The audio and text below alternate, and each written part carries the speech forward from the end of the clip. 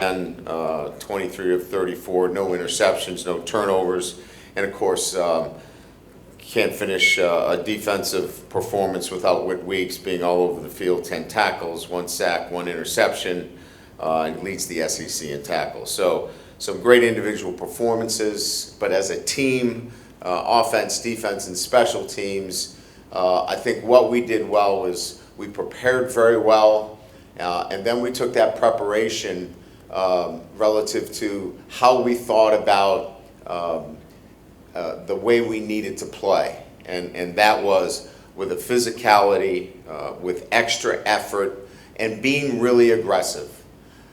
The first time we played on the road, I thought we were reactive against South Carolina. We waited for things to happen, and as you know, we got down 17 points.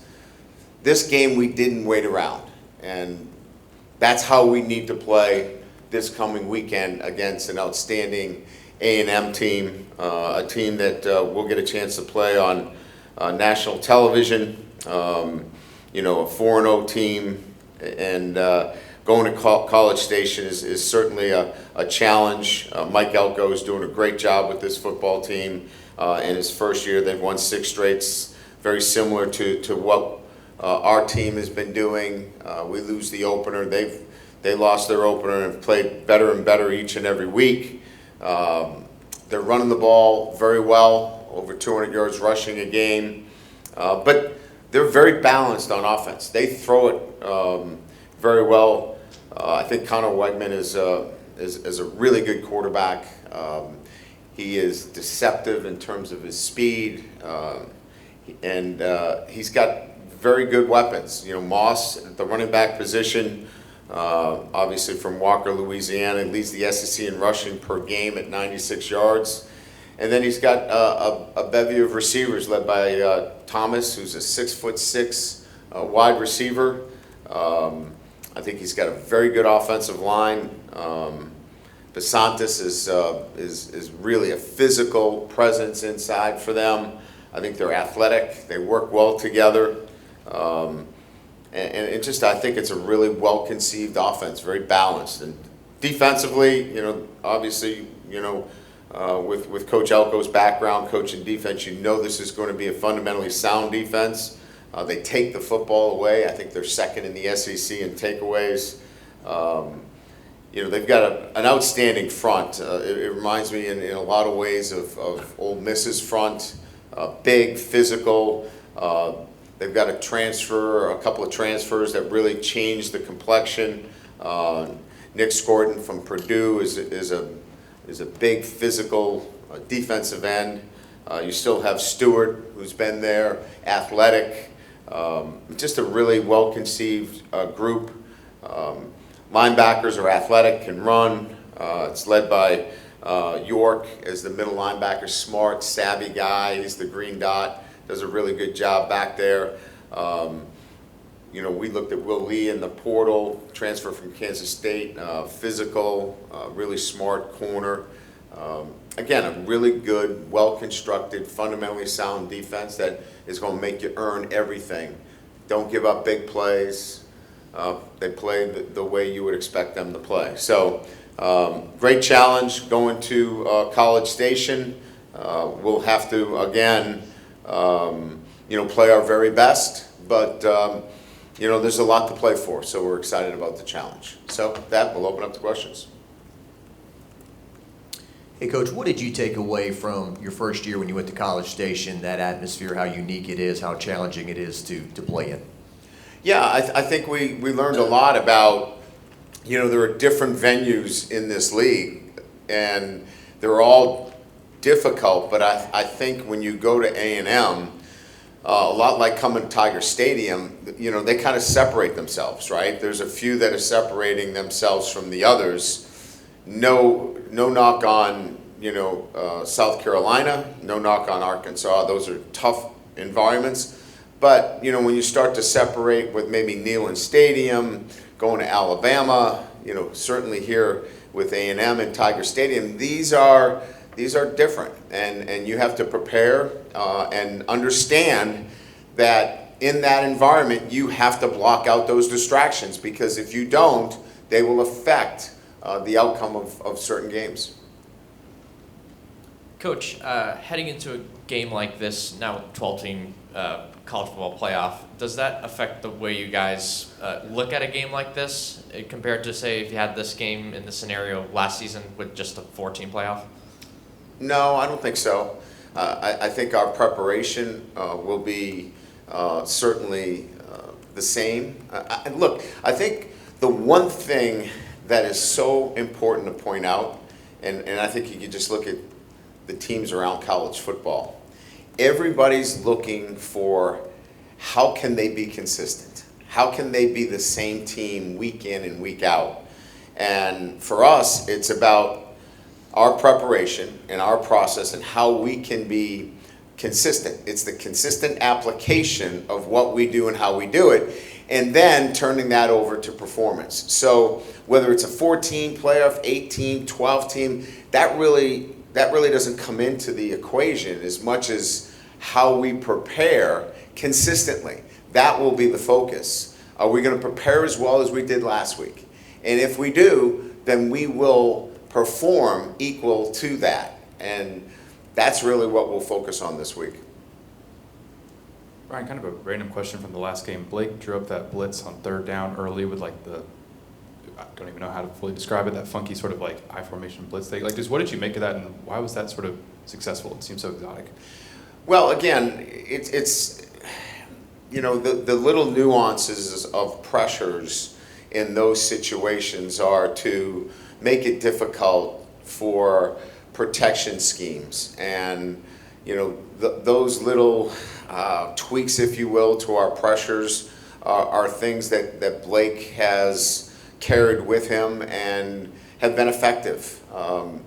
We wanted something that gave us the opportunity to attack their protections, but also have a runner in a position that could really spy the quarterback. And so that was something that he had used in certain situations before, and felt like this was the week against that particular quarterback would be effective.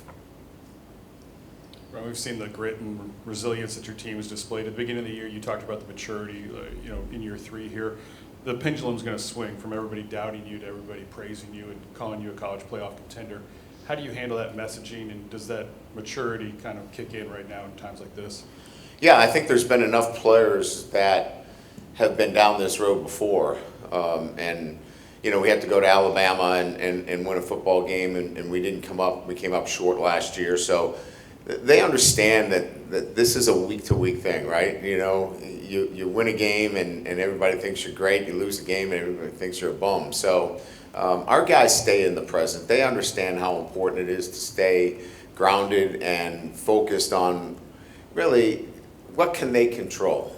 And I think they've gotten to that point where whatever the narratives are and whatever people are saying, we've already kind of covered it with them, in that what's really important is what you can control. And what people write about you, what they say about you, you can't control it. Control the controllables. And for us, as I mentioned to Koki, it's about our preparation. If we do a really good job with our preparation, then good things usually happen. Right over here, Coach. You mentioned your respect for College Station and that environment. In a game where maybe the margin of error is very thin, could you talk about your team's ability just to win in different ways and not being pigeonholed into saying, we have to play this way in order to win a game? Well, yeah, I think what's important for us, from an offensive standpoint, and I've said this before, is that we want to be equally efficient, whether it's running or throwing, as an offense. And then from a defensive standpoint, if you're one-dimensional, in other words, if you can't stop the run but you're great against the pass, you really can never be consistent at anything. So, as I mentioned earlier, trying to find that consistency is really about balance and being good in both phases: running the ball, throwing the ball, stopping the run, being efficient in terms of pass defense. Those are areas that we've worked hard. So winning for me is about how you can get to a level of consistency at all phases. And we're getting better at that. We had some glaring weaknesses in one of those phases or another, and we're shoring those up as we go through the season. On your left over here, yeah. Question about Nussmeier's completion percentage just in the SEC games. Notice it's a little bit below 60%, and I'm not saying that's bad. For context, actually, it looks like Dart and Cook and Tennessee's quarterback also are below 60, and then of course Beck and Milroe both have more than one interception per game in their SEC starts. Just so in that context, how do you feel like he's doing, and do you think it speaks to any kind of trend about quarterback play in the league this year relative to last year where we had Jaden Daniels, with such a high percentage and winning the Heisman? Well, I think, Daniels, in terms of his efficiency and completion percentage, was a product of how well he was throwing the football. I mean, he was elite and certainly won the Heisman. Our passing game, and you can, obviously look at what we do. We're not a team that takes some of the bubble screens and the quick entry pass throws as part of what we do on a consistent basis. I've had some offensive structures that, we would throw at 70% because we were throwing, easy throws out on the perimeter. We don't have a lot of those. We'll have some free access throws on the perimeter, which we had the other night, but we're through passing game progression, which is some more complex throws. So our percentage is going to be a little bit lower. We're not going to be in the 70 to 75 percentile. We're going to be probably in the 60s. So it's really what our choice is relative to the kind of passing game that we're running with Garrett.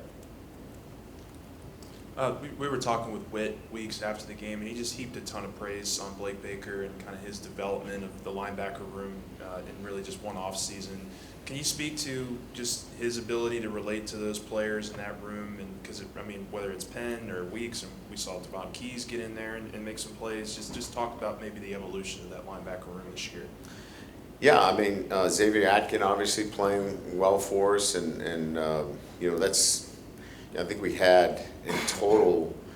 I think we played 11 true freshmen on the road, and in some instances that's scary, and when you look at it, that's exciting. When you're winning on the road like that. I think as it relates to Blake and the linebacker room, clearly there's a connection there through belief, trust, and the ability to build relationships with the players that kind of fosters that, right? And relationships require time, and Blake puts in the time with them. He's around the building all the time. He's during the summer he's around here. He takes the time to be around the players, and that's the only way you can build relationships with them. You can't just show up on Saturday and go, hey, I'd like you to do these things for me. So I think it's the time that he puts in, and because of that, he has built really good relationships, and a lot of it on trust. The job that Caden's doing, looks like he's probably not 100%, but just to have a freshman back that's able to kind of, fight through all that, how unique is that?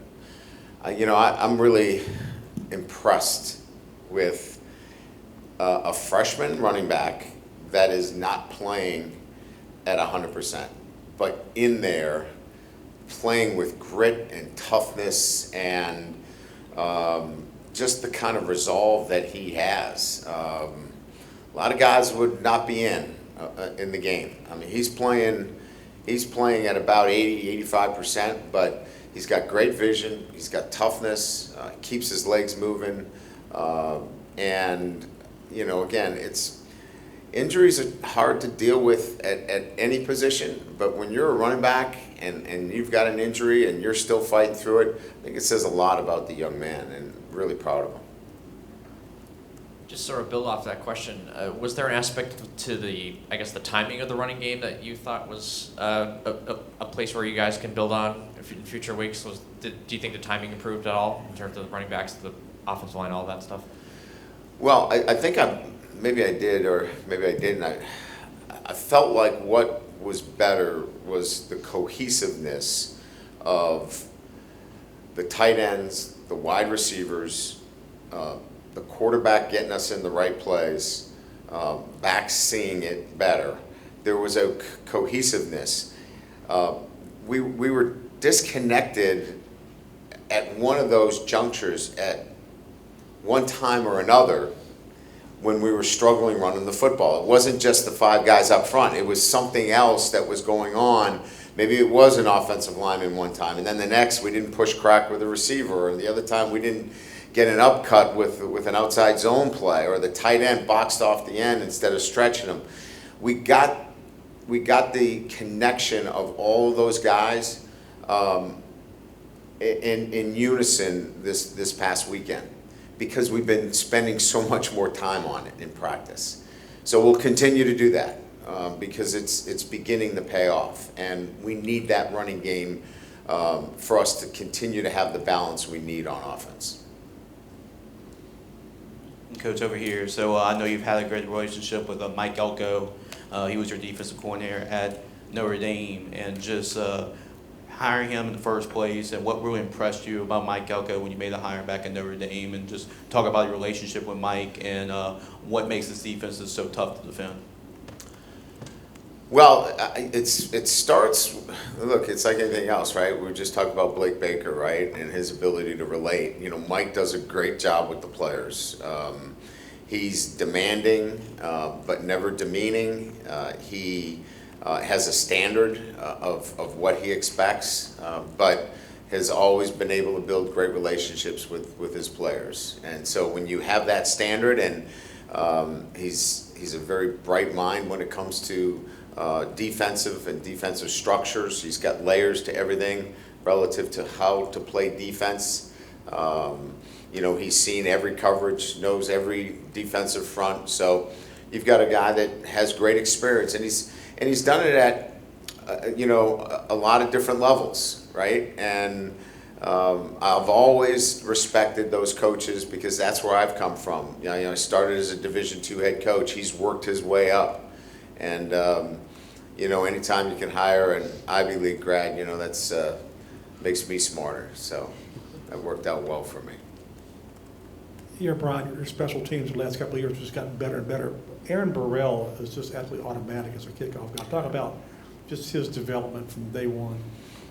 Yeah, he's a weapon, obviously, because you almost don't even have to worry about kickoff return, which, you know, clearly we struggled with. I mean, we struggled with, you know, covering kicks. But, you know, here's a guy that had a fractured kneecap and rehabbed all summer, put himself in a position where, you know, he could kick in the opener. It wasn't 100%, and he's clearly gotten better and better and better as the year's gone on to where he's automatic, as you mentioned. He's got a great demeanor. He works hard every day. And, you know, Damian Ramos is kicking so well, but his leg is, you know, as I mentioned before, he's going to have to work on some of the accuracy at times, but, you know, he's kicking them from 60 plus in practice. And he's going to be a great weapon for us as a field goal kicker as well.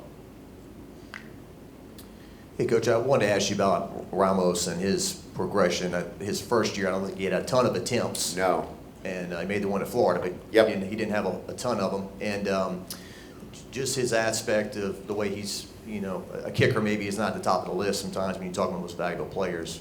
And the Ole Miss kick, that wasn't his fault, right? The one. No, the Ole Miss was not. It was snapped prior to him being ready for the kick. And so he rushed it and, and missed it to the right.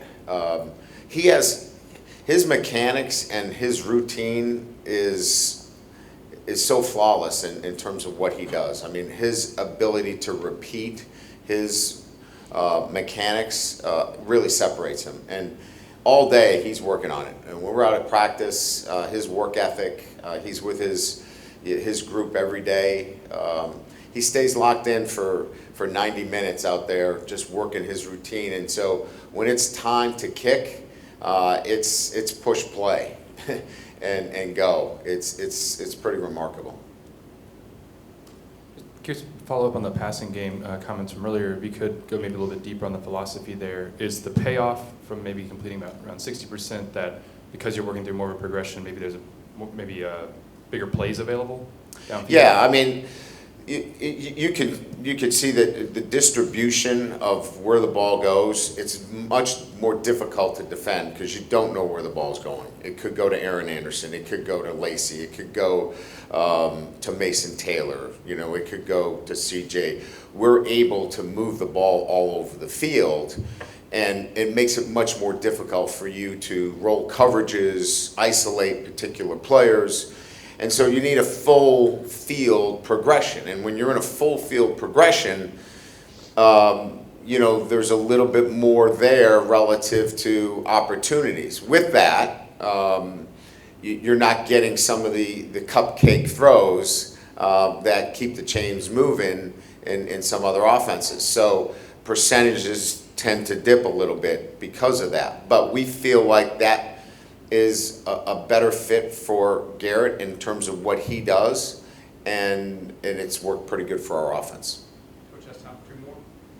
Those cupcake throws that you just brought up, I just think about third down and your ability to really convert those, especially with the receivers. Is that something that you kind of feel like you can utilize some of those whole field looks early in downs and then kind of have something? You need spacing routes. You need routes that allow you the opportunity to, focus on particular players when you're trying to move the chains. Certainly, you saw late in the game where we cracked a defender to get the ball to Mason Taylor, to pick up a first down late in the game.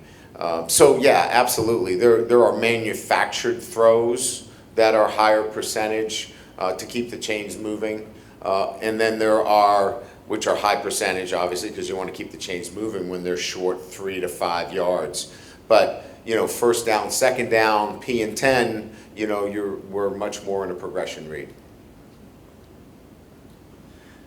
Brian, I think Trades was on the field for maybe roughly half of the offensive snaps. Yeah, 42 snaps. I guess a two-parter. What did you make of just his overall performance? And two, when you guys watched the film, did you notice any effect that he may have had on maybe what Arkansas was trying to do defensively, per his size and the kind of what he brings that way? Yeah, no, I thought for his first game where he was in a lot of plays, because he was averaging about 6 plays prior to that. He fared very well. There's some things we got to work on outside the numbers in terms of releases and such, but inside the numbers, Hash, he's a difficult target. I mean, he's hard to handle inside. He blocked well for us, blocked on the perimeter. He was assignment correct for the most part. So I thought it was a really good start for his emergence within what we want to be able to do moving forward. Great, thank you.